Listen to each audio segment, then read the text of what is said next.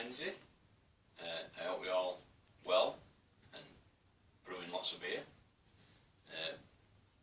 We're just drinking this week one of mine. In fact, it's my last one.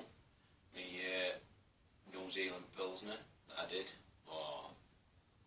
months and months ago. It's the last one. Festival kit, brewed straight kit, and it's a really good beer. If anybody's into kit beers, I would highly recommend Festival New Zealand Pilsner.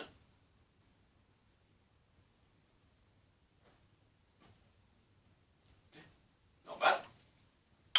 So this week we've been not doing too much.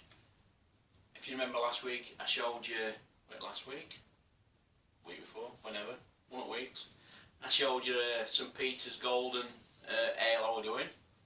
That's now done, finished, it's sat over there. It's Thursday now, so Friday I'm going to get that in a keg, get it behind my bar, get some gas on it, and away we go. So that's that one done.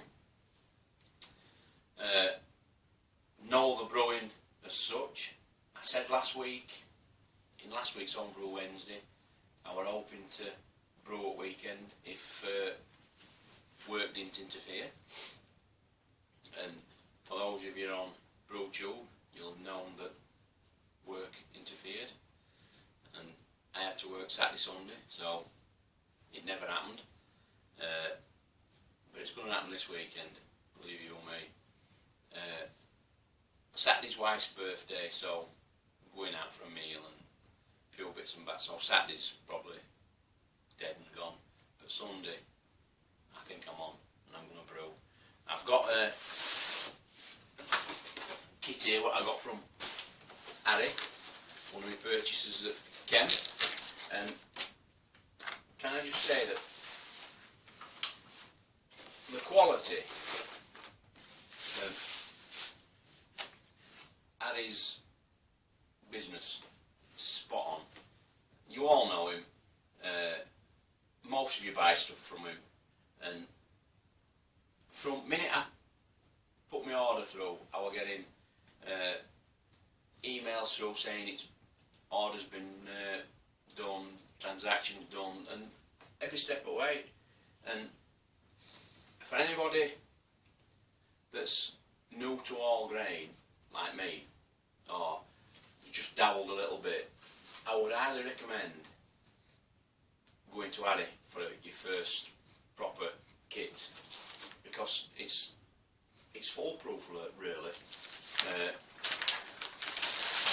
You get your big bag of grains, which is whatever your recipe is, it's all in there, all crushed, all ready to go. That's your grains, and then you get a bag, and I've got in here, I've got there's another one in there, 3 hop additions, and it's even wrote on,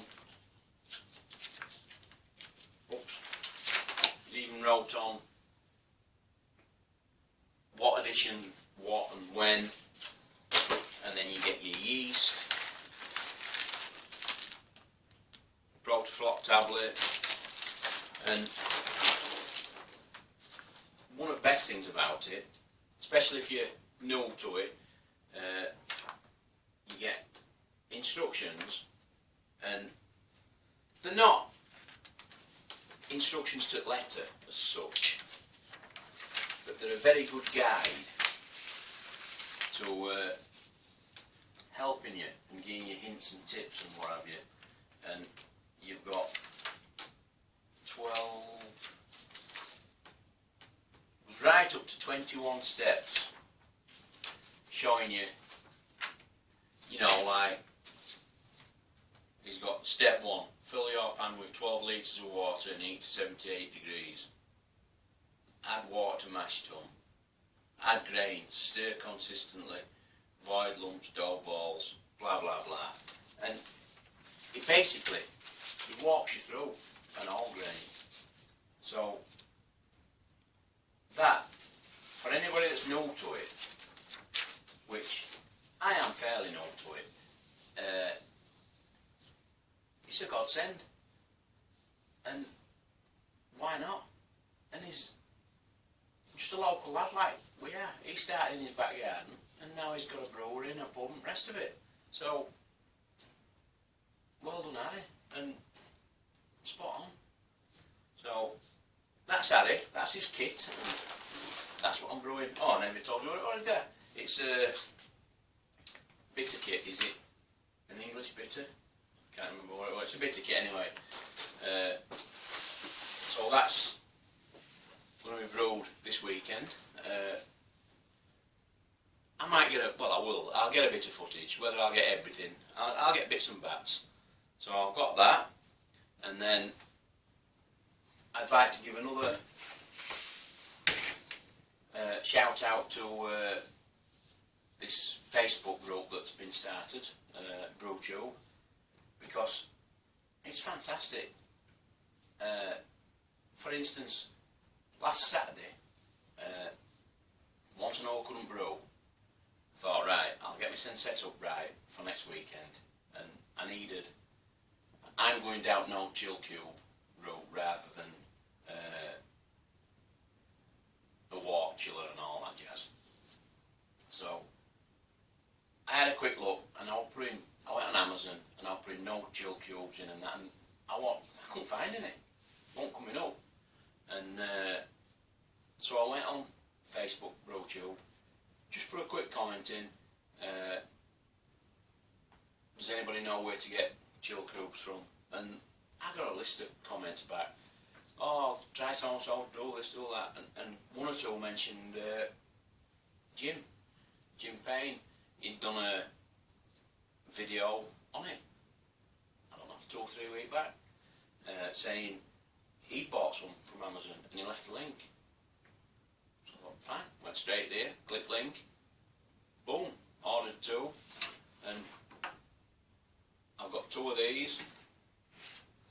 I think they're £5 whatever, 12 quid call it, for 2, delivered. And without that Facebook group, I'd have been struggling. So thank you to all fellas that commented and give me a bit of help. And that's what it's about, this community, helping each other. And so now I'm fully set. I can do my brew, I can no chill it, bang, done. So cheers guys, thanks for that. And then, hang on, I best have another little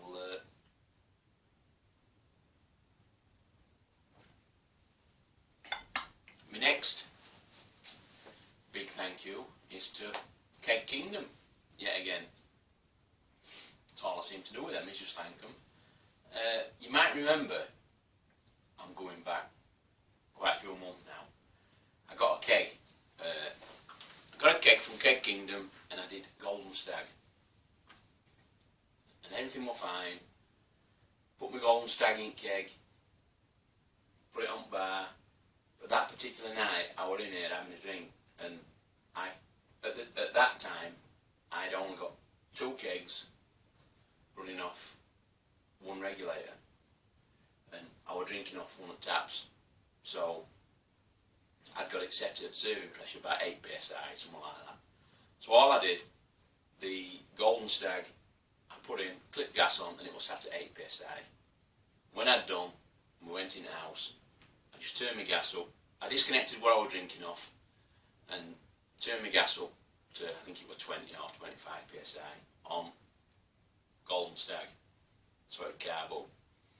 And when I came in next day, my keg were empty, my gas bottle were empty, and what had happened, I'd got a, right at the bottom of that keg, I'd got a pinprick hole, and 8 psi must not have been enough to blow it and push it out. But when I turned it up to 20, 25 psi, wherever it was I did it, it blew it, and it was like a fine jet just squirting out. And of course, when I came in next day, there's 19 litres of beer all at the back of the bar, an empty gas bottle, job done. And I did mention it in a video. That was that done. Didn't think no about it. And then last week or a week before, not long after I joined onto Facebook group, I got a message from Matthew at Keg Kingdom, and he sent me this message saying, I've been wanting to send you a new keg for a while now, but we've been out of stock. We finally got some in, and if you send me some shipping details, I'll send you a new keg, because I know your keg had a hole in.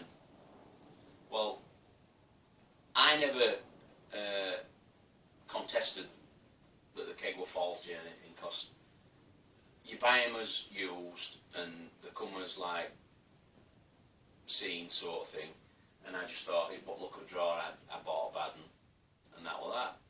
But no, he must have, he's took a mental note of it and he's waited, and when he's got stock in, he sent me one, and other day a new reconditioned keg turned up, so free of charge, and I can't thank him enough. For a small company, because they're not mega, I don't think Matthew, it's his full-time job, and I could be wrong, but I don't think it is. So the customer service that they give, I mean, it's bar none. I've had quite a few freebies off them now. I've had a new regulator, I've had a keg, I've had a fresh gas bottle from when the gas when it went through a hole in the keg, and as an apology for that, he sent me a new tower pump.